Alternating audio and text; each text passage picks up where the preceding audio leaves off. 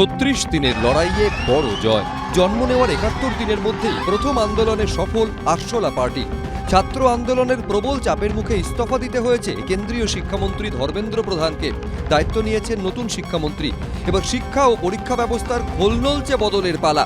মন্ত্রিসভার বৈঠকে প্রশ্নপত্র ফাঁস সংক্রান্ত খসড়া বিলে অনুমোদনের 24 ঘন্টার মধ্যেই কেন্দ্রীয় সরকার জানিয়ে দিয়েছিল সোমবার সংসদে পেশ হবে বিল। নাম public examination prevention of unfair means amendment bill 2026। সূত্রের খবর, সংশোধনী বিলে প্রশ্ন ফাঁসের ঘটনায় দোষীদের 10 বছরের কারাদণ্ডের সংস্থান রয়েছে। সেই সঙ্গে করা হবে 10 কোটি টাকা জরিমানা। ফাস্ট ট্র্যাক আদালতে হবে বিচার। 3 মাসের মধ্যে শেষ করা হবে শুনানি। जिन लोगों ने विद्यार्थियों के भविष्य के साथ खिलवाड़ किया, वे जेलों में सड़ रहे हैं। हमने फास्ट ट्रैक कोर्ट बना चुके हैं।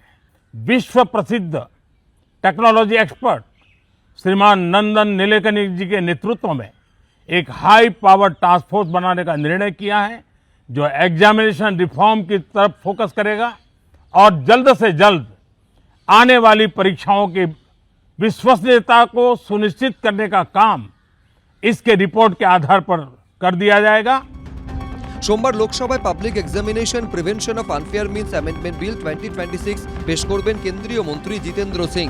বিলে বলা হয়েছে, প্রশ্নপত্র ফাঁস, উত্তরপত্রে কারচুপি, কম্পিউটার হ্যাকিং, ডিজিটাল মাধ্যমে প্রশ্ন বা উত্তর ছড়িয়ে দেওয়া এবং সংগঠিত পরীক্ষা জালিয়াতিকে গুরুতর অপরাধ হিসেবে গণ্য করা হবে। অপরাধে জড়িত ব্যক্তি ছাড়াও সংগঠিত চক্র, সংস্থা বা পরিষেবা প্রদানকারী প্রতিষ্ঠানের বিরুদ্ধেও ব্যবস্থা নেওয়া যাবে। কড়া আইন করে প্রশ্ন ফাঁসে যাতে না হয় সেটা যেমন দেখা উচিত, তার সঙ্গে এটাও দেখা উচিত যাতে করে কিনা এই পরীক্ষার প্রসিডিওরটা সেটা যেন একদম সঠিক প্রক্রিয়ায় নেওয়া যায়, যাতে প্রশ্ন কোনোভাবে ফাঁস না হয়ে যায়। এই আইনের মাধ্যমে টোটাল প্রসেসটাতে যে কোনো ব্যক্তিকে এখানে যুক্ত দেখা যাবে। এরম ধরনের কোনো সরকারি আধিকারিক যদি কোনোভাবে ধরা পড়ে বা কোনো কিছু হয়, তাদের ইমিডিয়েট চাকরি থেকে বরখাস্ত করে দেওয়া উচিত, মাইনে বন্ধ করে দেওয়া উচিত এবং তো পেনাল প্রভিশন থাকা উচিত। শিক্ষামন্ত্রীর পদত্যাগের আগেই নিট কাণ্ডে সরিয়ে দেওয়া হয়েছে কেন্দ্রীয় শিক্ষা সচিবকে। ন্যাশনাল টেস্টিং এজেন্সির 47 জন আধিকারিককেও বরখাস্ত করা হয়েছে নিটে অনিয়মের অভিযোগে। এরপর আসছে নতুন আইন। কিন্তু আইন করে কি প্রশ্ন ফাঁস আটকানো সম্ভব? এইসব নাটক, এইসব আইওয়াশ, এইসব কিছুই হবে না। বিল পাস করে কি হবে? কিচ্ছু প্রমাণ হবে না।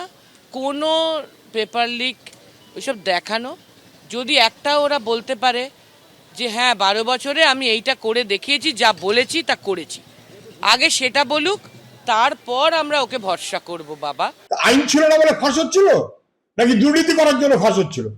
দুর্নীতি করার জন্য ফাঁস যদি হয় তাহলে আইন এনের সঙ্গে ঠেকানো যায় না।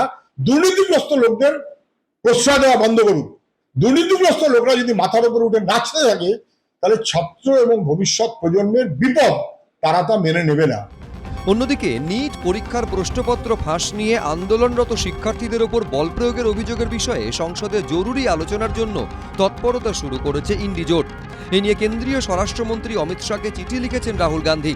তৃণমূল সাংসদ সাগরিকা ঘোষ সোমবার অত্যন্ত গুরুত্বপূর্ণ জাতীয় বিষয় হিসেবে বিষয়টি নিয়ে আলোচনার জন্য সংসদে দিনের নির্ধারিত কার্যক্রম স্থগিত রাখার প্রস্তাব পেশ করেছেন।